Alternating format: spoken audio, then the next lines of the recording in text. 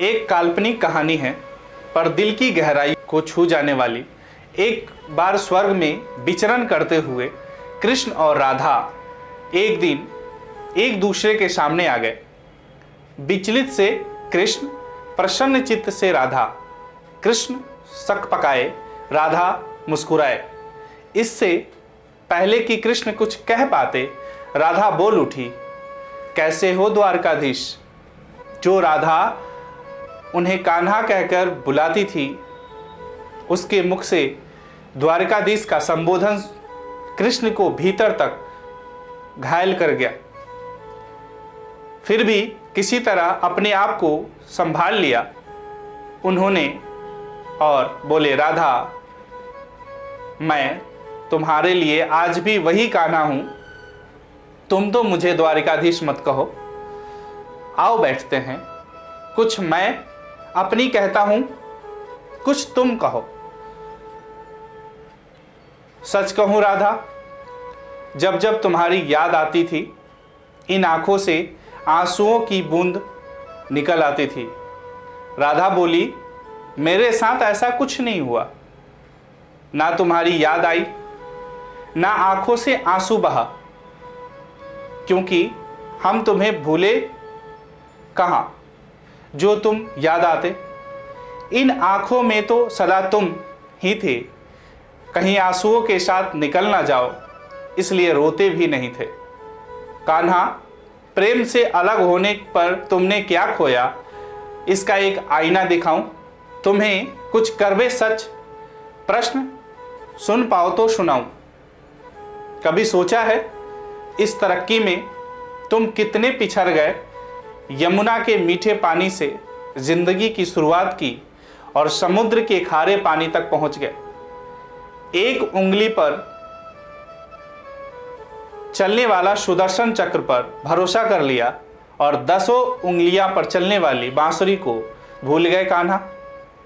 जब तुम प्रेम से जुड़े थे, जो उंगली से गोवर्धन पर्वत उठाकर लोगों को विनाश से बचाती थी, प्रेम से अलग होने पर वही उंगली क्या क्या रंग दिखाने लगी। सुदर्शन चक्र उठाकर विनाश के काम आने लगी। कान्हा, और द्वारकाधीश में क्या अंतर होता है बताऊं कान्हा। प्रेम होते तो तुम सुदामा के घर जाते, सुदामा तुम्हारे घर नहीं आता। और प्रेम में यही तो फर्क होता है। युद्ध में आकर मिटाकर जीतते हैं और प्रेम में आप मिटकर जीतते हैं। कान्हा, प्रेम में डूबा हुआ इंसान दुखी तो रह सकता है, पर किसी को दुखी नहीं कर सकता। आप तो कई कलाओं के स्वामी हो, स्वप्न दूरदृष्टा हो, गीता जैसे ग्रंथ के दाता हो, पर आपने यह क्या निर्णय लिया। आपने अपनी पूरी सेना कौरवों को सौंप दी और अपने आप को पांडवों के साथ कर लिया। सेना तो आपकी प्रजा थी, राजा तो पालक होता है और उसका रक्षक होता है। आप जैसा महाज्ञानी उस रथ को चला रहे थे जिस पर बैठा अर्जुन आपकी प्रजा को ही मार रहा था, और अपनी प्रजा को मरता देख आप में करुणा नहीं जगी, क्योंकि आप प्रेम से सुन्न हो चुके थे। आज भी धरती पर जाकर देखो, आपकी द्वारकाधीश वाली छवि को ढूंढते रह जाओगे। हर जगह, हर मंदिर में मेरे ही साथ खड़े नजर आओगे। मैं जानती हूं कान्हा, लोग गीता के ज्ञान की बात करते हैं, उसके महत्व की बात करते हैं, पर धरती के लोग युद्ध वाले द्वारकाधीश पर नहीं, प्रेम वाले कान्हा पर भरोसा करते हैं। गीता में मेरा दूर दूर तक नाम नहीं है, पर आज भी लोग कथा के समापन पर राधे राधे कहते हैं। यह कहानी काल्पनिक जरूर है, पर इसके भीतर छिपी हुई महत्वपूर्ण यह है कि श्री कृष्ण के पास कभी किसी प्रश्न का उत्तर ना हो, ऐसा तो हो ही नहीं सकता।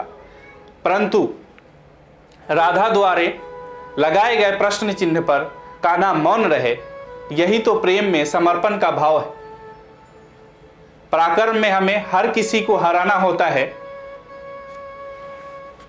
तब कि हम जीत कर भी हार जाते हैं, परंतु प्रेम में एक ही कईयों का दिल जीत लेता है।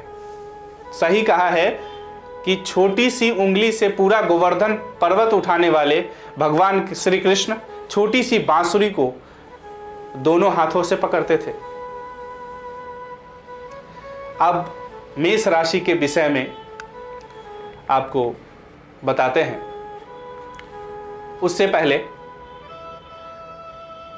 मैं आचार्य राजकुमार गणपति ज्योतिष संस्थान के माध्यम से 2023 में आपके लिए मेष राशि वालों के लिए महालक्ष्मी वर्ष कैसा रहेगा, कैसा आपका स्वास्थ्य रहेगा, बिजनेस कारोबार कैसा रहेगा, कैसी आपकी आर्थिक स्थिति रहेगी, उसके बारे में हम अभी से आपको 2023 की हार्दिक शुभकामनाएं देते हैं। मेष राशि वालों को ये वीडियो के माध्यम से आप जान लें 2023 के बारे में अभी से, और अभी से प्लान कर चले कि 2023 में मुझे क्या करना है, किन चीज़ों से परहेज करना है, कैसे रहना है। इसलिए इस वीडियो को ध्यान से सुने। और आप फेसबुक पे देख रहे हैं तो पेज को लाइक करें, वीडियो के नीचे कमेंट करें, कुछ ना करें तो राधे राधे जरूर लिखें, शेयर करें,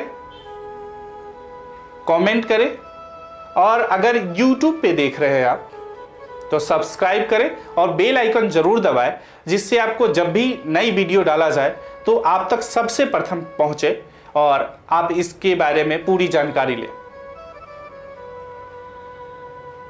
अगर आप जन्म कुंडली बनवाना चाहते हैं किसी का भी, या कोई समस्या है, चाहे वैवाहिक जीवन में या विवाह नहीं हो रहा, या समस्या किसी भी प्रकार का, संतान पक्ष से हो या किसी प्रकार की समस्या हो, वास्तु दोष हो या घर का कंस्ट्रक्शन कराना हो, उससे पहले क्या उपाय करना चाहिए, किस तरह का पूजा पाठ कराना चाहिए, वो सारी जानकारी के लिए आप संस्थान में फ़ोन करें, व्हाट्सएप करें, जानकारी ले, तभी कुछ करें।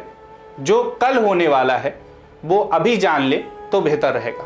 अब हम मेष राशि 2023 के बारे में आपको अब अवगत कराते हैं।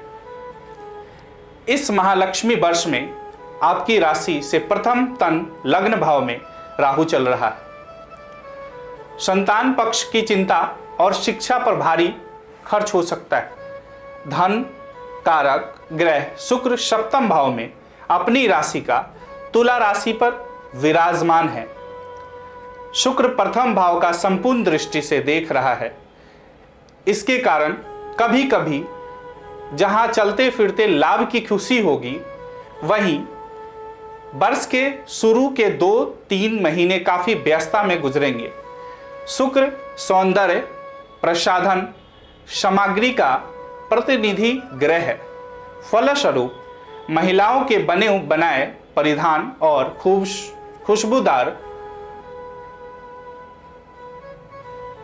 खुशबूदार प्रसाधन, कॉस्मेटिक्स से लेकर पार्लर, बुटीक, स्पोर्ट्स और योग ध्यान आदि के नए धंधे लाभकारक सिद्ध होंगे।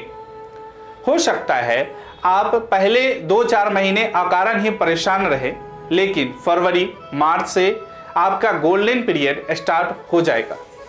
मेष राशि चर राशि है, जिसका सीधा संबंध चलने फिरने वाले से है।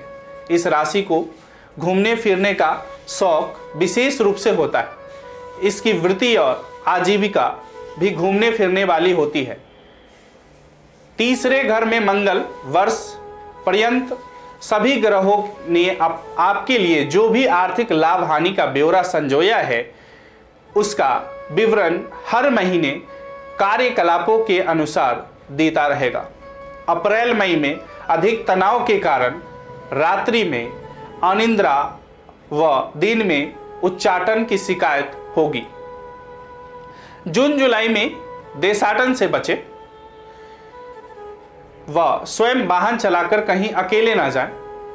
अक्टूबर में अपनी बुराई सुनने के लिए भी आपको तैयार रहना चाहिए, क्योंकि अकर्मण्य व्यक्ति क्रियाशील का मजाक उड़ाते हैं। जो कुछ नहीं करते वो दूसरों की कमियां जरूर निकालते हैं। अब आपका स्वास्थ्य कैसा रहेगा 2023 में, उसके बारे में जान लीजिए। यह वर्ष माइग्रेन के रोगियों को काफ़ी कष्ट देगा। जो लोग तंबाकू का सेवन करते हैं उन्हें तत्काल प्रभाव से इसका सेवन बंद कर देना चाहिए। प्राणायाम और योग को अपनी दिनचर्या का हिस्सा अवश्य बनाएं। अगस्त के महीने में मस्तिष्क ज्वर की समस्या हो सकती है। घर के आसपास सफाई का विशेष ध्यान रखें। इस वर्ष आपके पास काम की अधिकता रहेगी। भीड़ भाड़ वाली जगहों पर जाए तो विवादों से दूर रहे। फल और जूस का नित्य सेवन करें। महिलाओं को शरीर में गर्मी की अधिकता के कारण अत्यधिक रक्तस्राव की समस्या हो सकती है। नवंबर महीने में आपकी राशि पर पड़ने वाला चंद्र ग्रहण स्वास्थ्य के दृष्टिकोण से अच्छा नहीं है। अब आपकी आर्थिक स्थिति के बारे में कुछ बात कर लेते हैं। इस वर्ष आपकी स्थिति बहुत ही अच्छी रहेगी। 12 अप्रैल को राहु के आपके राशि में आने से आपके संचित धन में वृद्धि होगी। आप जो धन कमाएंगे उसे सही जगह निवेश भी करेंगे। कारोबारी गतिविधियां काफ़ी अनुकूल रहेगी। आपके खर्चों में कमी आएगी। गुरु की पंचम दृष्टि आपके चतुर्थ भाव पर पड़ेगी, जिसके कारण आपको जमीन के क्रय विक्रय से बड़ा आर्थिक लाभ हो सकता है। नया वाहन खरीदना चाह रहे हैं तो यह वर्ष बहुत ही शुभ है। वर्ष के अंतिम में आपको पर्याप्त धन लाभ होगा।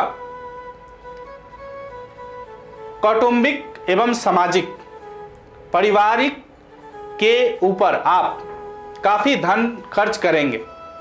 वर्ष के शुरुआती महीने रिश्तेदारों को कष्ट देंगे। अपने विचारों को दूसरों पर थोपने से कलह बढ़ेगा। संतान आज्ञाकारी रहेगी या रहेंगे। छोटे बच्चों की चंचलता पर नियंत्रण रखें। माता पिता का स्वास्थ्य अच्छा रहेगा। परिजनों की सलाह आपके लिए काफ़ी सहायक सिद्ध होगी। मई महीने में ससुराल पक्ष से परेशानी का अनुभव कर सकते हैं। घर के बुजुर्ग लोगों को अवहेलना न करें। घर में धार्मिक आयोजन कराते रहें। सामाजिक प्रतिष्ठा में वृद्धि होगी। आपकी परिणय जीवन कैसी होगी 2023 का? वर्ष की शुरुआत दाम्पत्य जीवन के लिए बहुत अच्छी है। 13 अप्रैल तक गुरु की नवम दृष्टि आपके सप्तम भाव पर पड़ेगी, जिसके कारण अविवाहित लोगों का विवाह भी तय हो सकता है। लेकिन अप्रैल में ही राहु के राशि में प्रवेश के बाद कुछ खटपट हो सकती है। दूसरों की बातों पर ज़्यादा ध्यान ना दें। इस वर्ष आपको ज़्यादा गुस्सा आएगा, जिसका कारण असर आपके जीवन पर अवश्य ही पड़ेगा। प्रेमी जन के साथ विवाह के फेरे ले सकते हैं। अब 2023 में शिक्षा के साथ आपका कैरियर कैसा रहेगा उसके बारे में हम आपको बता रहे हैं। तकनीक शिक्षा ले रहे हैं विद्यार्थियों के लिए यह वर्ष बहुत ही अच्छा है। अप्रैल तक आपके एकादश भाव में स्थित बृहस्पति सीधे पंचम भाव पर दृष्टि डालेंगे। इसके कारण आपको शिक्षा और प्रतियोगिता के सफलता मिलने का प्रबल संभावना है। फैशन, कला और विनिर्माण कार्यों से जुड़े लोगों के लिए यह वर्ष बहुत ही शुभ है। इस वर्ष आपकी राशि के कर्मेश शनि दशम और एकादश भाव में भ्रमण करते रहेंगे, जो आपको मेहनत के लिए लगातार प्रवृत्त करते रहेंगे। मेहनत का सार्थक परिणाम भी वे आपको अवश्य प्रदान करेंगे। आपको कुछ विशेष अधिकार भी प्राप्त होंगे, किंतु अपनी शक्तियों का नाजायज लाभ उठाने से बचें, नहीं तो मान सम्मान में कमी आने के भी योग बन रहे हैं। कारोबार को लेकर विदेश यात्रा कर सकते हैं। आपको मनचाहे स्थान परिवर्तन के अवसर मिलेंगे। अक्टूबर के बाद आपको कार्य क्षेत्र में बड़ा पद मिल सकता है। कारोबार में विस्तार कर सकते हैं। नौकरी, व्यवसाय, यदि आप नौकरी पेशा हैं तो आपको इस वर्ष उन्नति मिलने में संदेह नहीं है। यदि आप व्यापारी हैं तो भी परिश्रम के अनुसार वांछित अर्थ प्राप्ति होगी। महिलाओं के लिए महिला राजनेताओं और शिक्षिका को अपने अपने क्षेत्र में कठिन परिश्रम के बाद सफलता मिलेगी। दाम्पत्य जीवन, वर्ष के उत्तरार्ध में पत्नी पक्ष से वांछित स्नेह और पति पक्ष से अनुकूल व्यवहार मिलने से दाम्पत्य जीवन में सरसता बनी रहेगी। विद्यार्थी वर्ग के लिए यह 2023 का वर्ष बहुत उत्तम है। धन लक्ष्मी के वर्ष स्वामी शुक्र के सप्तम जाया भाव में होने के कारण तकनीकी, ज्ञान, कला क्षेत्र और कानून क्षेत्र में विद्यार्थी को विशेष सफलता मिलेगी। वाहन कैसा रहेगा? वाहन का शुक्र 2023 में आपको कैसा प्राप्त होगा? शुक्र इस वर्ष द्वितीय सप्तमेश 2 भावों का कारक है, अतः चल अचल संपत्ति में वृद्धि होगी। वाहनों की अदला बदली से भी लाभ होगा। अब इसका उपाय क्या करना है 2023 में? मेष राशि वालों के लिए उपाय, इस राशि का स्वामी मंगल है, अतः प्रत्येक मंगलवार चमेली के तेल में सिंदूर मिलाकर हनुमान जी की प्रतिमा पर चोला चढ़ाए। ओम क्रांग क्रीं क्रौं स भौमाय नमः मंत्र का जाप 108 बार नित्य करें। आपका भाग्यशाली रंग गहरा लाल और भगवा है। भाग्यशाली धातु तांबा, पीतल, कांसा। आपकी वास्तु के लिए विपरीत ऊर्जा को बाहर निकालने के लिए घर के प्रवेश द्वार पे 9 इंच ऊंची गणेश प्रतिमा और तुलसी का पौधा अवश्य लगाएं। समाधान, प्रत्येक मास घर में सत्यनारायण की कथा करवाएं और नित्य हनुमान चालीसा का पाठ करें। फिर मिलेंगे दोस्तों अगली कहानी और किसी ग्रह के जानकारी के साथ। तब तक के लिए आप अपना ख्याल रखना और हमेशा मुस्कुराते रहना। राधे राधे।